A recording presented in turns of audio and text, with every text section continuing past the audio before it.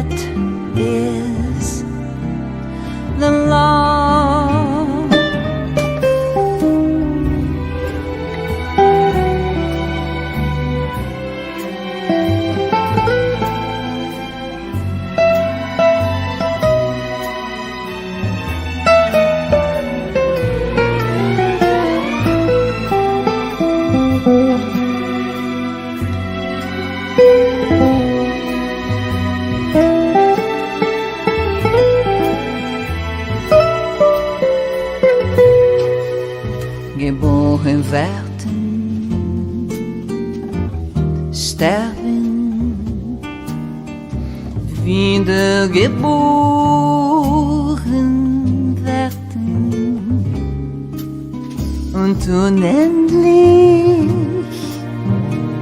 fortschreiten. Das ist das Gesetz. Nascer, morir, renascer ainda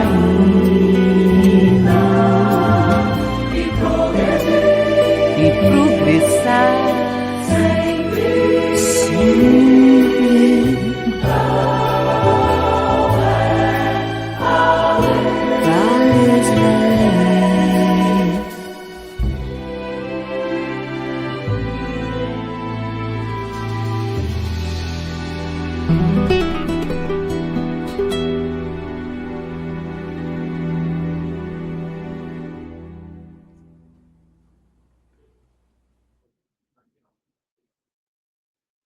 Boa noite a todos. Sejam bem-vindos ao programa Descortinando o Evangelho segundo o Espiritismo, uma iniciativa da Rádio Brasil Espírita, há 14 anos, iluminando consciências. O nosso programa tem como objetivo principal estudar o Evangelho segundo o Espiritismo de forma tranquila, sem qualquer compromisso de encerrar o tópico, mas lendo, refletindo, estudando cada palavra, cada frase, cada parágrafo, para que a gente possa, juntamente com a espiritualidade amiga, tirar o melhor dos conhecimentos ali colocados pela espiritualidade superior. Por isso, nós sempre iniciamos o nosso programa com a elevação dos nossos pensamentos a Deus, nosso Pai, e a Jesus, nosso Mestre, agradecendo pela oportunidade de trabalho na sua seara. Agradecemos especialmente também aos amigos espirituais que nos acompanham ao longo desta jornada, para que eles possam nos trazer as melhores intuições, as melhores reflexões acerca de todo o texto que nós estamos estudando.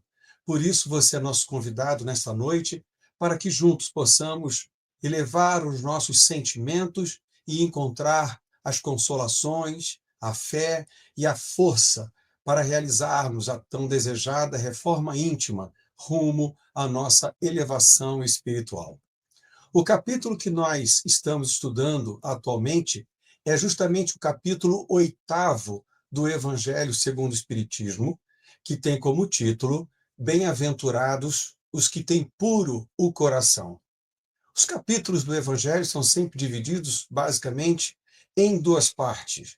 A primeira parte são comentários de Kardec com o aspecto moral acerca dos ensinamentos trazidos por Jesus, sempre trazendo o olhar da vida imortal da alma e das reencarnações sucessivas. A segunda parte são as instruções dos espíritos. São coletâneas de mensagens que Kardec recebeu ao longo do seu trabalho e ele então compilou de acordo com o tema de cada capítulo. E esse capítulo de hoje, Bem-aventurados os que têm puro o coração, ele é um capítulo primordial para aquelas pessoas que já estão alcançando entendimento e que guardam vontade de definitivamente fazer uma mudança em suas vidas. É necessário que cada um de nós encontre os conhecimentos, os elementos que nos dão suporte, para que a gente, individualmente, na sua própria estrutura espiritual, faça as mudanças necessárias.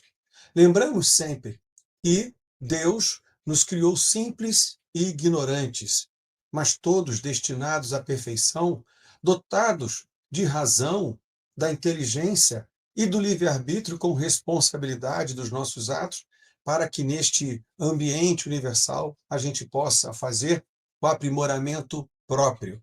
Então, o esforço, a jornada, é uma jornada individual. Apesar de ser uma reforma íntima, no interior de cada indivíduo, essa jornada ela é baseada, sobretudo, na lei do amor. No amor, primeiramente, a Deus, amar a Deus sobre todas as coisas. E na vida em sociedade, amar ao próximo como a si mesmo. Então, percebemos que a elevação de cada um de nós, a reforma que faremos nos nossos próprios corações, nas nossas mentes, ela acontecerá mediante a nossa interação com o próximo, com os nossos irmãos, com os outros espíritos, sempre todos nós guiados, orientados pelo amor divino. Então, não há que se pensar numa elevação isolada, no meio do deserto. Não, ela é necessária que ocorra mediante a relação de sociedade. Pois que, bem, aquele que tem puro o coração, não adianta ter uma pureza de coração sozinho, sem expressão, sem a relação, porque seria uma expressão egoística em que a pureza seria retornada apenas ao indivíduo. Não. Aqui, a expressão de que tem puro coração é frente ao próximo, a humildade de si, mas em relação às nossas convivências, às nossas relações com o próximo. Por isso, esse capítulo, ele vai, sobretudo, pontuar para cada um de nós condutas e comportamentos que precisam ser adotados pela individualidade espiritual para que ele possa, de maneira segura, de maneira consistente, avançar na direção da elevação junto ao Pai. Então, é muito importante nós entendermos que há um contexto no qual nós estamos inseridos, entender como que este contexto atua sobre nós, entender como nós devemos atuar frente ao contexto, para que então, definitivamente, a gente possa ter o melhor resultado. E o texto de hoje, então, ele é um texto muito delicado e que ele nos chama a atenção para pontos fundamentais. Quando ele vai falar escândalos, se a vossa mão é motivo de escândalo, cortai-a. Vejamos que no texto propriamente dito, quando ele fala de escândalo, já tratamos isso pelo menos nos últimos 2 encontros, não se trata apenas daquela expressão grotesca, gritaria, a balbúrdia que se cause dentro de um determinado grupo. Não. O escândalo aqui toma proporções muito maiores. O escândalo é interpretado nessa passagem como sendo todo o desvio, toda a mácula de conduta de um determinado indivíduo frente à lei divina, especialmente aquela em relação ao seu próximo. Então, tenhamos sempre em mente esta questão com relação ao escândalo.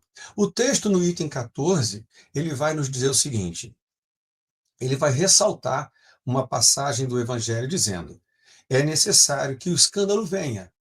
Então, como disse, é necessário que haja o escândalo, mas ai de quem, por quem o escândalo venha. Então, ele está mostrando, é necessário que o escândalo venha, e isso faz parte do nosso estado evolutivo de expiações e provas, onde ainda nós cometemos muitos enganos, necessitamos ainda de determinadas experimentações, e essas experimentações, ou elas são provocadas, ou elas são apresentadas aos indivíduos, aos espíritos, por meio das relações do indivíduo com o universo como um todo. Então, eventualmente, você passa por um escândalo que seja, vamos dizer, um constrangimento, por um acidente, por algo absolutamente fora do controle de qualquer outra pessoa, ou então nós podemos ser alvo de escândalo, resultado da ação de outra pessoa frente à nossa conduta, frente à nossa convivência. Então, ele ressalta, é necessário que o escândalo venha, porque estando em expiação na terra, os homens se punem a si mesmos pelo contato de seus vícios, cujas primeiras vítimas são eles próprios, e cujos inconvenientes acabam por compreender. Então veja que Kardec, nessa passagem, faz exatamente esta análise, de que nós nos encontramos na Terra, ainda necessitando de determinados exercício da nossa vaidade, exercício contra o nosso orgulho, contra o nosso egoísmo, e muitas vezes esses escândalos são provocados pelas relações da vida em sociedade. Então, um indivíduo causa algum constrangimento a outro indivíduo. Eu ressalto, gosto sempre de chamar a atenção para um aspecto importante. Primeiro, aquele que provocou o escândalo, não há de imaginar, não se pode imaginar que esteja cumprindo uma tarefa. Não. Ele está cometendo um escândalo. Qualquer indivíduo que comete um equívoco, um erro, o faz pelas suas próprias imperfeições. Ninguém, nenhum indivíduo encarna no planeta com a missão de cometer erros, de cometer enganos, de cometer atrocidades. Isto é um equívoco absurdo. Não se deve jamais imaginar que, mesmo cometendo erros, nós somos instrumentos de Deus. Isso é uma interpretação absolutamente egoística e que nós precisamos combater ao máximo. Toda a ação do indivíduo deve ser regida, deve ser orientada para o amor ao próximo, para a construção e para o bem. Caso alguém necessite passar por uma situação de constrangimento, não imaginemos que nós somos esse instrumento, porque a espiritualidade retém, contém todos os mecanismos, todos os artifícios para demonstrar ao espírito em elevação aquilo que ele precisa evoluir, sem a necessidade de que a gente cometa erros para poderem serem, em determinado momento, serem interpretados como acertos. Isto é um equívoco. Então, nós todos devemos trabalhar para a construção do bem. Não é nossa responsabilidade, não temos o nível de justiça, amor e caridade como é da lei divina para fazermos isso. Então, no momento em que qualquer um de nós comete um equívoco, nós, por nossa parte, ao errarmos, adquirimos a nossa dívida, como assim se diz, nossa responsabilização frente à lei divina.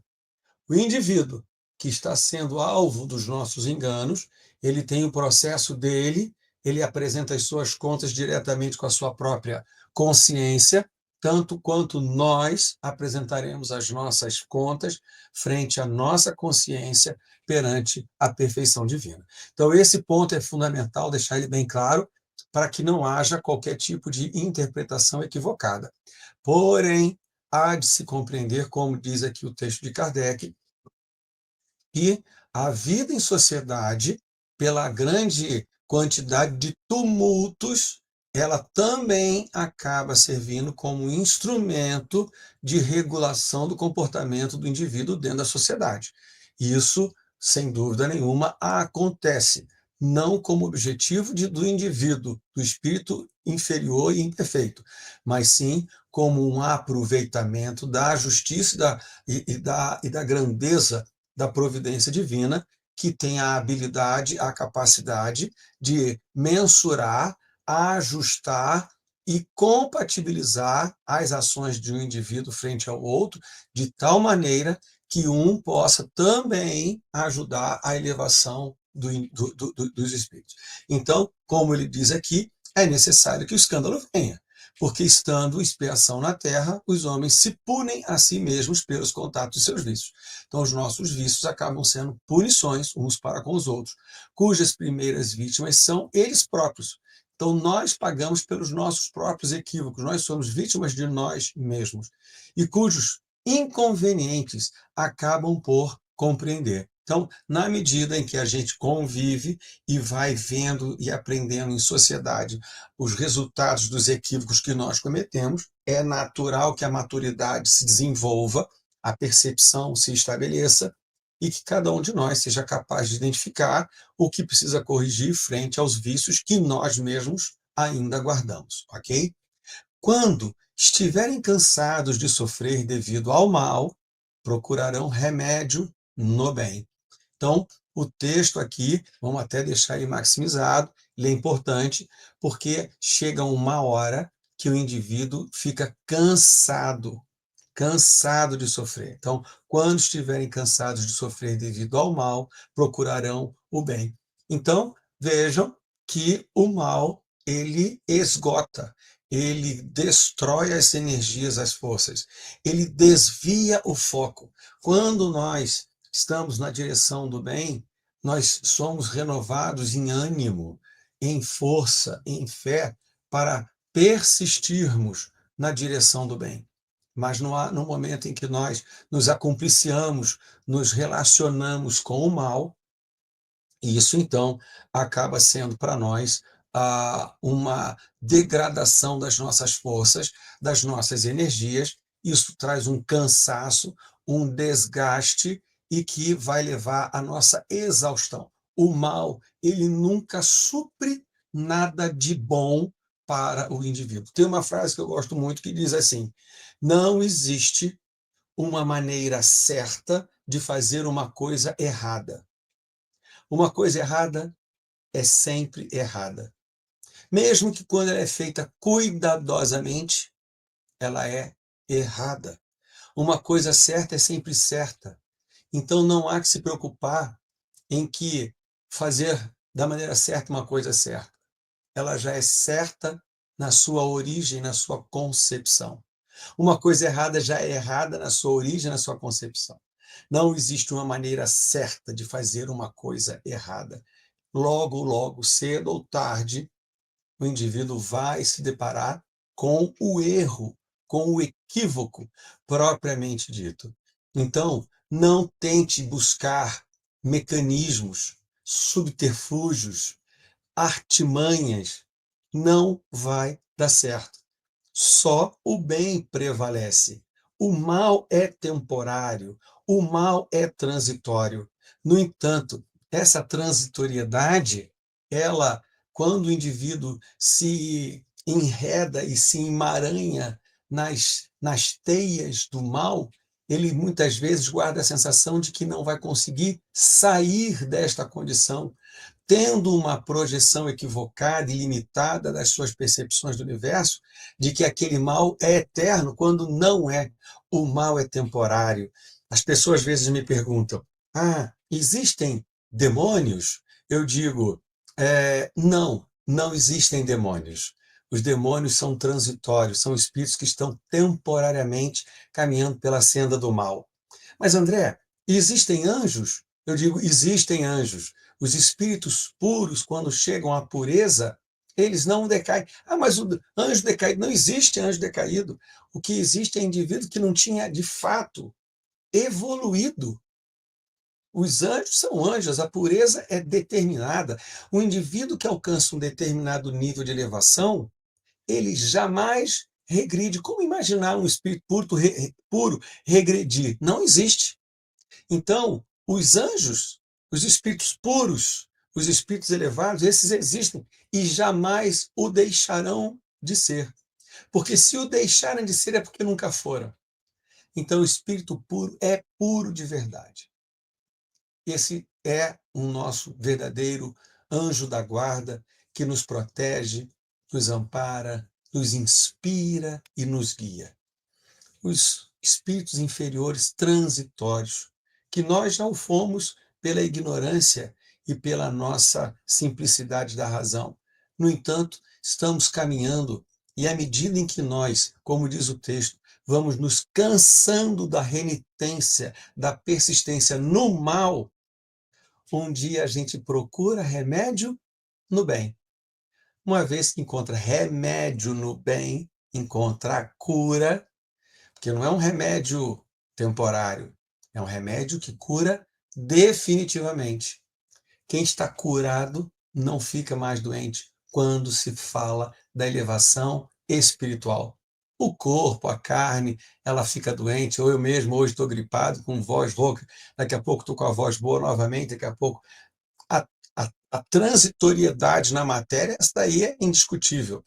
Não podemos fazer uma projeção daquilo que vivemos na matéria para como é a vida imortal do espírito. Então, o espírito cansado no mal procura remédio no bem. E quando ele se cura, ele não fica mais doente, porque o bem é definitivo. Tá certo? O verdadeiro bem, para deixar mais enfático ainda, o verdadeiro bem é definitivo. Ele é algo que o envolve de tal maneira que ele faz a verdadeira mudança de comportamento, de estado vibratório, fazendo com que as conexões desse indivíduo estejam alinhadas para o alto e não para baixo. A reação desses vícios serve, pois, ao mesmo tempo de castigo para uns e de prova para outros. Então, vejamos aqui dois pontos importantes que Kardec nos ressalta. A questão dos castigos no sentido das expiações. Ninguém é castigado por um castigo caprichoso. Porque hoje acordou, a divindade acordou com vontade de dar um castiguinho em alguém. Isso não existe. Deus é amor.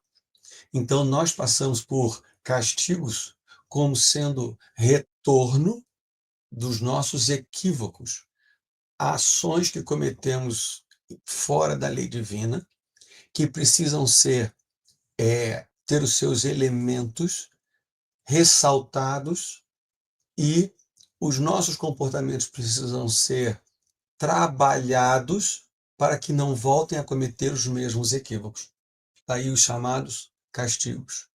Mas todo castigo, de fato, é uma prova, porque uma vez que o indivíduo passa por uma expiação e ele adquire definitivamente o valor, esta expiação serve como prova.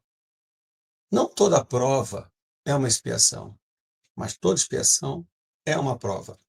E uma coisa também que eu gosto muito de ressaltar, nós precisamos avançar na nossa forma de entender as coisas, de que provas não são dores, não são dores. Os constrangimentos, os castigos, esse eu não posso deixar de considerar que eles causam constrangimento. Mas prova não é dor. Prova, muitas vezes, é você estar num determinado lugar e aparecer alguém necessitado, verdadeiramente necessitado, diante de você, e você ser colocado à prova da bondade que existe no seu coração. E você então vai lá e dá ajuda, faz a caridade, ajuda aquela pessoa. Não tem nada de doloroso nisso. Nada, absolutamente nada de doloroso. E é uma prova da sua abnegação, da sua benevolência. É uma prova do seu desprendimento e da sua humildade. Não tem nada de dor em prova. Prova é divina. Prova é oportunidade que Deus nos dá para que nós possamos comprovar para nós mesmos e para toda a lei divina de que nós adquirimos definitivamente valores morais elevados e imutáveis. Então, prova não é dor. Quando o espírito, diante da prova, se comporta adequadamente, ele não sofre. Não tem qualquer tipo de incômodo. E se ele vai passando prova a prova, sem incômodo, ele não vai precisar experimentar sofrimento. Sofrimento é resultado de conduta equivocada do espírito frente à lei divina, o que cobre um processo de recuperação que passa pelo remorso, o arrependimento, a reparação e a expiação, que muitas vezes dá assim uma dorzinha para que ele se lembre, porque nós, como espíritos, temos a tendência de guardarmos os sofrimentos como referências de aprendizagem. O indivíduo que coloca o dedo na tomada e toma um choque, o choque é a resposta do mecanismo material, mostrando para ele que ele não deve fazer aquilo. E a memória registrada daquela dor faz com que ele não coloque mais o dedo naquele lugar. Então, é muito importante que a gente entenda isso. Essa dor que a gente passou, que ela registra, ela serve na memória como instrumento para que os equívocos não voltem a acontecer. É um mecanismo disciplinador, educativo, da direção que o espírito precisa tomar rumo à elevação, às boas escolhas, ao bom uso da inteligência. Então vejam que, de fato, nos castigos, nas expiações, existem situações de dor, de constrangimento, indiscutivelmente. Prova, não. Prova não é dor. É assim que do mal tira Deus o bem e que os próprios homens utilizam as coisas mais ou as escórias. Então, vejam que de uma grande matriz de interação entre espíritos, às vezes o indivíduo propenso ao mal pode ser utilizado não por vontade dele, mas por inteligência, por bondade divina, para fazer com que o equívoco de um sirva de auxílio educativo ao outro. Ah, mas André, se esse um, na hora de fazer, de que ia cometer o seu erro, ele desiste de cometer o erro, não há problema, graças a Deus que ele desistiu de cometer o equívoco, graças a Deus que ele abandonou o mau pensamento, graças a Deus que ele ouviu os conselhos da lei divina e tomou o bom caminho. Ah, mas o outro indivíduo que precisava passar pelo constrangimento não vai ter quem o auxilie. Não se preocupe. Se ele não encontrar, se a espiritualidade não encontrar, ele vai escorregar numa casca de banana. Ele vai bater a cabeça na quina da porta.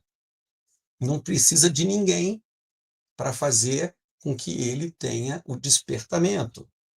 Então, por isso que eu ressalto sempre com muita atenção esses dois lados, para que a gente fortaleça que a conduta verdadeira entre os indivíduos é a conduta do bem e do amor. Não existe qualquer justificativa para que a gente cometa equívocos na lei divina frente ao próximo com a intenção de ser instrumento. Não existe isso. Mas Deus, na sua bondade, pode ele utilizar os equívocos de um para orientar o outro.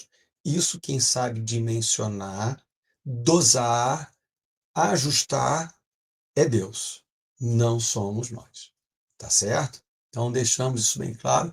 Esse item 14 é um dos itens muito importantes para a regulação da vida social, para que a gente possa entender definitivamente o papel que nós desempenhamos uns frente aos outros.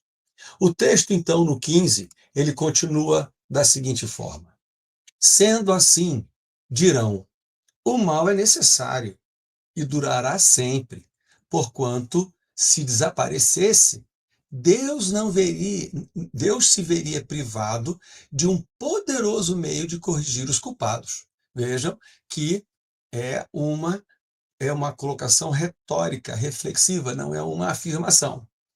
Logo, é inútil cuidar de melhorar os homens. Deixando, porém, de haver culpados, também desnecessário se tornaria quaisquer castigos. Suponhamos que a humanidade se transforme e passe a ser constituída de homens de bem.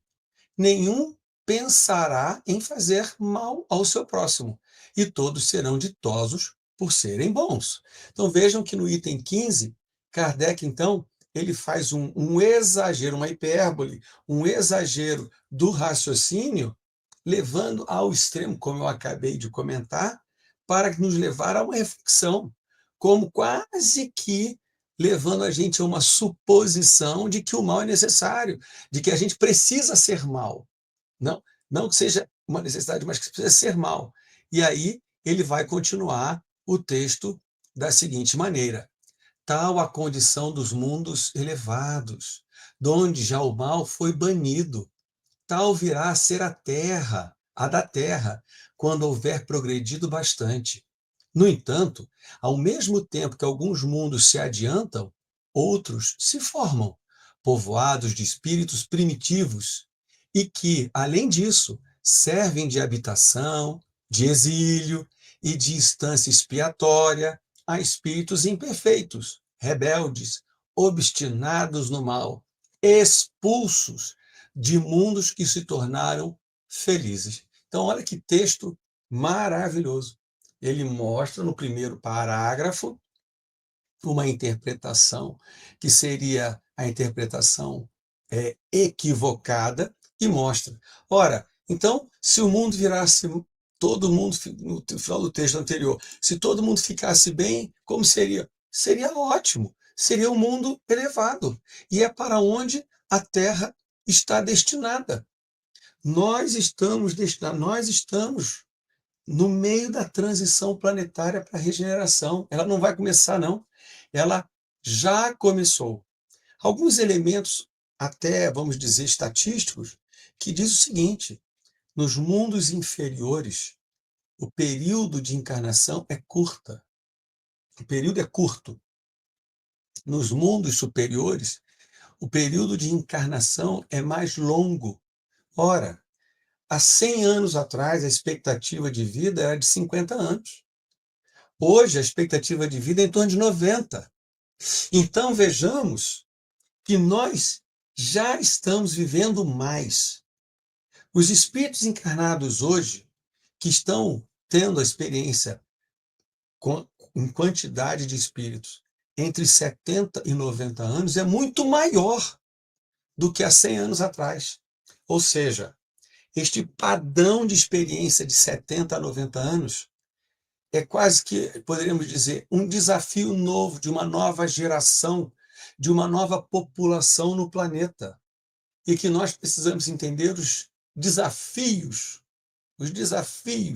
que esta nova fase de vida leva o espírito a exercitar. Isso é parte da vida em planetas mais elevados, que vidas são mais longas. Nós estamos tendo vidas mais longas no planeta Terra. Significa que nós estamos na transição. Só o advento entre a Primeira e a Segunda Guerra, da descoberta da penicilina, dos antibióticos, só os adventos de todo o movimento de qualidade da condição sanitária, que ainda precisa melhorar sempre no planeta, mas que já melhorou imensamente, faz com que a expectativa de vida aumente. Então, nós estamos sendo espíritos com encarnações mais longas. E muitas vezes não estamos preparados, encontramos pessoas que chegam aos 80 anos e falam: e agora? Não era para ter morrido? E a gente diz: não, você está na transição da regeneração. Você alcançou a condição de espírito da regeneração. Não perca o bonde de viver intensamente e de forma cristã até o fim da vida, experimentando ser cristão dos 80 aos 90 aos 100 anos. Como é ser cristão aos 90 anos? João, o apóstolo João, viveu 100 anos, 99 anos, 100 anos. Era um espírito já evoluidíssimo. Então, nós estamos, graças a Deus, tendo a oportunidade de levar a lucidez a mais tempo de vida.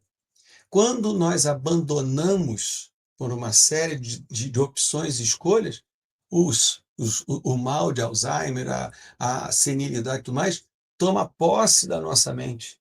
Este é um desafio que o espírito que hoje habita na Terra precisa encarar com maior responsabilidade. Como levar a consciência em vida até o último instante da encarnação, mesmo sendo ela longeva ao em torno de 100 anos. Quais são os novos desafios que os espíritos precisam enfrentar na vida de 80 a 100 anos? É o que nós vamos viver no mundo de regeneração. Já estamos antecipando essa experimentação aqui na Terra, na fase de transição. Então, não vamos imaginar que, não, eu tenho que viver pouco, eu tenho que viver longo, eu tenho que fazer com que a encarnação seja amplamente aproveitada até o seu último suspiro. Esse é um desafio novo da geração encarnada no planeta Terra a partir de agora, com expectativa de vida longa. E o texto, ele continua: no entanto, ao mesmo tempo que alguns mundos se adiantam, outros se formam, povoados de espíritos primitivos, e que, além disso, servem de habitação de exílio e de instância expiatória a espíritos imperfeitos, rebeldes, obstinados no mal, e expulsos de mundos que se tornaram felizes. Isso nos lembra o quê, meus queridos? Isso nos lembra a própria passagem do que a gente lê no livro A Caminhos da Luz, nos Exilados de Capela, em que um determinado planeta, numa hora de transição, precisou destinar adequadamente espíritos ainda em condições mais retrógradas, atrasadas, para que eles fossem levados a outro planeta, ainda em formação, em evolução, para trocarem experiências, levando tecnologia e aperfeiçoando moralidade. Foram exilados de Capela. Quem sabe nós não seremos em outro planeta, mais atrasado, aqueles que não alcançaram a moralidade necessária da vida na Terra, que está caminhando para um planeta de regeneração. Nós seremos os exilados do planeta azul, exilados da Terra. Vamos para lá para aprender aquilo que estamos deixando de aprender aqui na Terra. Por isso, nós precisamos compreender, ter a maturidade de ver o que nós estamos vivendo agora e não perder, como se diz, o bonde da história, não perder a oportunidade de viver bem, de viver longamente, de construir constantemente e de fazer a evolução da reforma íntima do espírito imortal que somos cada um de nós. Para que a gente continue nessa trilha, nessa jornada, nesse planeta de regeneração e não sejamos classificados como atrasados ou como aqueles que estão impedindo o avanço do planeta e sermos então levados para novas paragens planetárias para realizarmos a continuação da nossa evolução espiritual. O convite está feito. O momento está acontecendo. Aqui não há qualquer tipo de previsão apocalíptica, nada disso. É tão somente a análise da realidade planetária. Só entender que todo o movimento, desde 1800 até 2200, 400 anos de uma grande jornada, e aqui esquecem os números, é apenas uma referência cronológica. Estamos, de fato, numa grande jornada transitória porque, como disse o texto, uma vez cansados do mal, nós procuramos o remédio no bem. E o bem é o remédio definitivo, e o bem foi trazido para todos nós, a partir do modelo, do guia, que é o nosso Mestre Jesus. Por isso, meus queridos, já temos material mais do que suficiente para boas reflexões desta noite, deste final de semana, da próxima semana. Que nós possamos aproveitar ao máximo todos os ensinamentos trazidos pelo Evangelho. É exatamente por isso que a Rádio Brasil Espírita tem como meta trazer a iluminar consciências. E esta proposta se reflete, se alinha perfeitamente com o objetivo deste nosso programa, Descortinando o Evangelho segundo o Espiritismo, uma retomada dos ensinos do Cristo, mas com o olhar das reencarnações, da vida imortal da alma e da oportunidade do amor divino que nos ampara e que nos acolhe e que nos envolve, sempre dando para cada um de nós a verdadeira oportunidade da elevação espiritual construída pelo esforço e pela fé de cada um de nós. Meus queridos, uma boa noite, uma boa semana e que nós possamos nos encontrar na semana que vem no nosso trabalho e continuar definitivamente descortinando o Evangelho segundo o Espiritismo. Até breve.